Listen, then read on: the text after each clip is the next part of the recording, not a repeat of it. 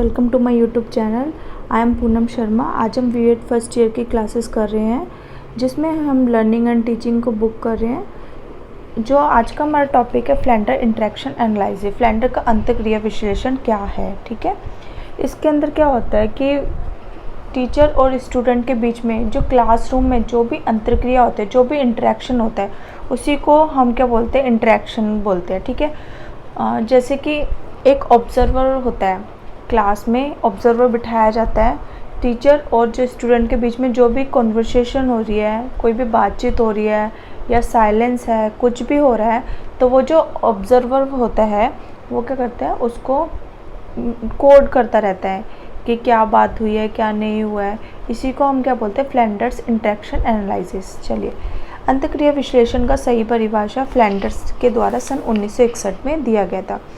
उन्होंने इसका निर्माण कक्षा में अध्यापक विद्यार्थी के बीच में जो भी इंटरेक्शन होता है उसी के बारे में इन्होंने बोला है। कक्षा शिक्षण के दौरान जब भी टीचर पढ़ाने आता है तो उसके दौरान बहुत सारी क्या होती है, अंतःक्रियाएं होते हैं। किसके बीच में, टीचर और स्टूडेंट के बीच में विद्यार्थियों के साथ होने वाली क्रिया तथा व्यवहार के माध्यम से अंतःक्रिया की जाती है। कक्षा व्यवहार और कक्षा क्रिया के विश्लेषण को अंतःक्रिया विश्लेषण कहा जाता है। जो कक्षा में जो भी क्रियाएं होती हैं, ठीक है, जो भी इंटरेक्शन होता है, फिर उसको एनालाइज किया जाता है कि ये जो क्रिया हुई है ये सही है या गलत है, इसके हिसाब से, ठीक है। अंतःक्रिया विधि की सहायता से कक्षा के सभी व्यवहारिक ज्ञान को निरीक्षण करके उन्हें अंकित किया जाता है। मतलब क्लास में क्या होता है, ऑब्जर्वर बैठा होता है, वो देख रहा होता है, ठीक है। फिर उस जो भी इंटरेक्शन होता है उसको वो क्या करता है, कोड करता है, फिर उसको मैट्रिक्स की फॉर्म में लिखता है, ठीक है। अध्यापक व्यवहार और कक्षा अंतःक्रिया के प्रारूप में निरीक्षण और विश्लेषण किया जाता है। अब जो फ्लेंडर्स अंतःक्रिया विश्लेषण प्रणाली है उसको 3 भागों में बांटा गया है। सबसे पहले क्या आता है, अध्यापक वार्ता, टीचर टॉक, और फिर आता है सेकेंड इज विद्यार्थी वार्ता, स्टूडेंट टॉक में 2 कैटेगरी होती है, और टीचर में 7 कैटेगरी होती है। मौन, जब क्लास में कुछ भी नहीं हो रहा है, साइलेंस है एकदम, तो उसमें सिर्फ 1 कैटेगरी है।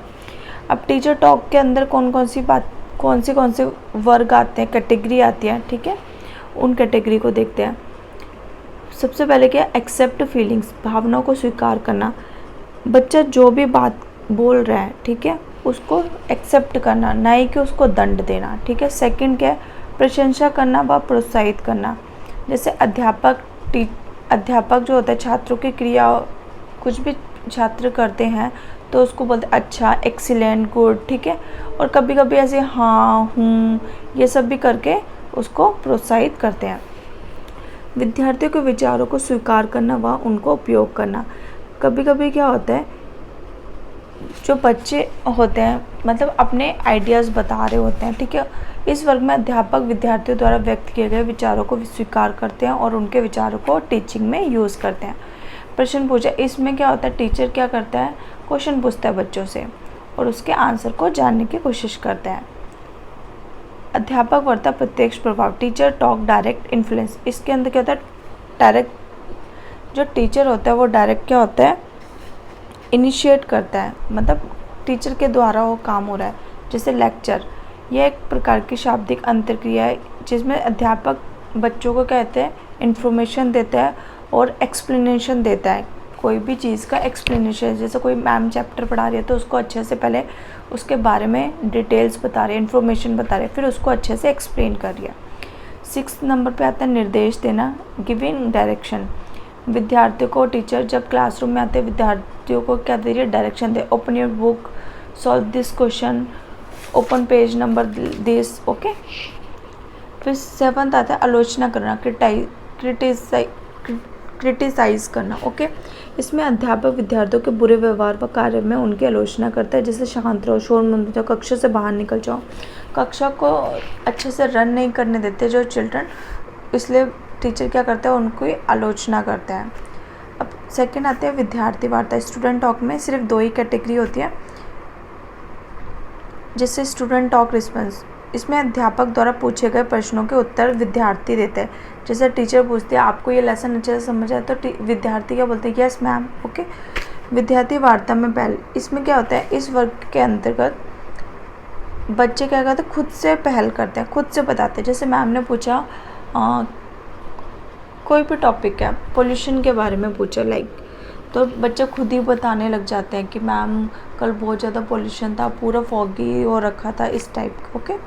थर्ड आता है मौन या भ्रांति, साइलेंस और कन्फ्यूज़न।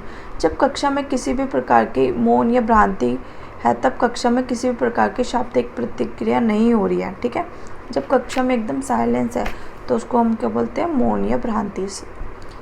अब कहते हैं एनकोडिंग प्रोसेस करने के लिए क्या क्या होना चाहिए। सबसे पहले तो जो हमारा ऑब्ज़र्व कर रहा है वो ट्रेंड होना चाहिए एकदम, क्योंकि ताकि वह सही प्रकार से कोडिंग कर सके।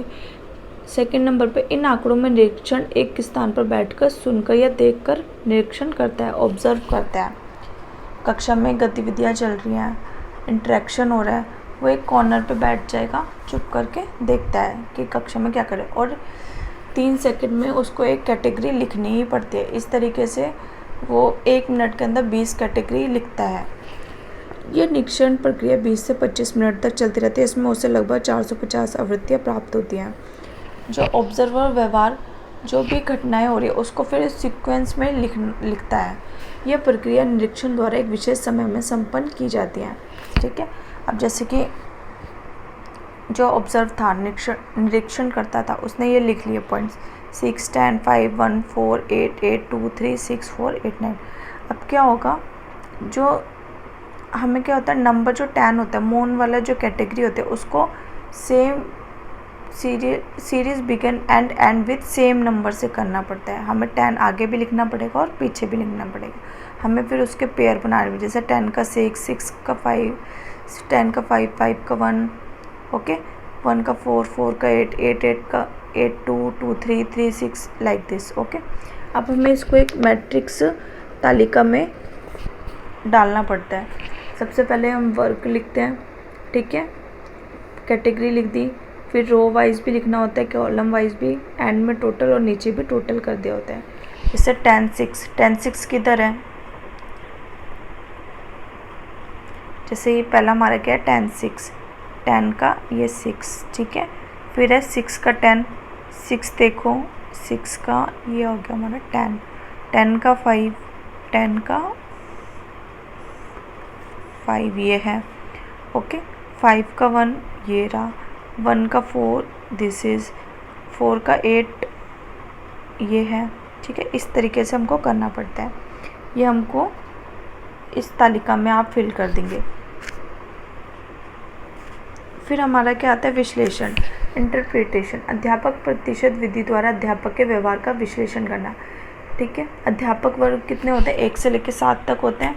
उसमें क्या आएगा, जो जोड़ होता है, और फिर मैट्रिक्स की कुल आवृत्तियाँ, मतलब टोटल कितनी कैटेगरी है हमारी, टोटल हमारी कितनी कैटेगरी है, 15 कैटेगरी है। ओके, तो हमें वो यहाँ पे ये फिल करने, 1 से 7 तक का जोड़, ये जो 1 से 7 तक है इसका जोड़ हम करेंगे। ठीक है, तो ये हमारा कितना है, 9 है, और फिर इंटू 100 इंटू 50। ओके,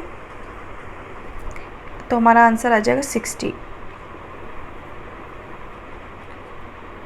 फिर सेकेंड है विद्यार्थी वार्ता। फिर उसमें कितनी कैटेगरी है, 2 कैटेगरी होते हैं। 8 से 9 का जो जोड़ आएगा ये दोनों कैटेगरी का, तो उसको हम लिख देंगे 4 आ रहा है, और फिर 15, और जो हमारा आंसर आ जाएगा 26.6।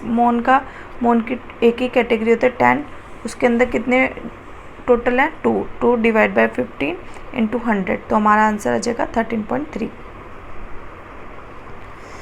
अब इसके एडवांटेजेस क्या हैं और इसके दोष क्या हैं, ठीक है, हम इसके बारे में, डिसएडवांटेज और एडवांटेज।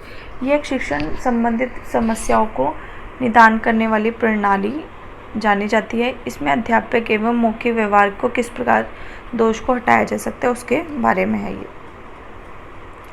इसकी सहायता से कक्षा की सभी गतिविधियों को जाना जा सकता है। अध्यापक के प्रशिक्षण करते हुए उसमें अपने क्षेत्र में संबंधित जो भी इम्प्रूव करने हैं उसके अवसर प्राप्त होते हैं। इस प्रणाली में प्रतिपुष्टि फीडबैक देकर व्यवहार में इच्छित परिवर्तन लाए जा सकते हैं। दोष क्या है इसमें, इस प्रणाली में केवल अध्यापक को ही प्रेफरेंस दी है, बच्चों को नहीं दी गई है, क्योंकि अध्यापक के ही कितने वर्ग है, 7 वर्ग हैं। इस प्रणाली में अध्यापक विद्यार्थी अंतर्क्रिया को स्थान देगा, ना कि विद्यार्थी विद्यार्थी की अंतर्क्रिया को स्थान दिया है। इस प्रणाली को अपनाने में अधिक समय और शक्ति और अधिक धन का व्यय होता है। इसमें केवल प्रशिक्षित मतलब इसमें जो ऑब्जर्वर होता है वो एकदम ट्रेंड होना चाहिए ताकि वो अच्छे से कोडिंग कर सके, ठीक है। इस प्रणाली में कक्षा की सभी गतिविधियों का विवरण देने में सक्षम नहीं है। मतलब कक्षा में बहुत सारी एक्टिविटीज़ होती हैं, बहुत सारी, तो उसको लिख पाना बहुत ही मुश्किल काम है, ठीक है। अगर आपको मेरी ये वीडियो पसंद आती है तो प्लीज़ लाइक एंड सब्सक्राइब करना ना भूलें। Thanks for watching.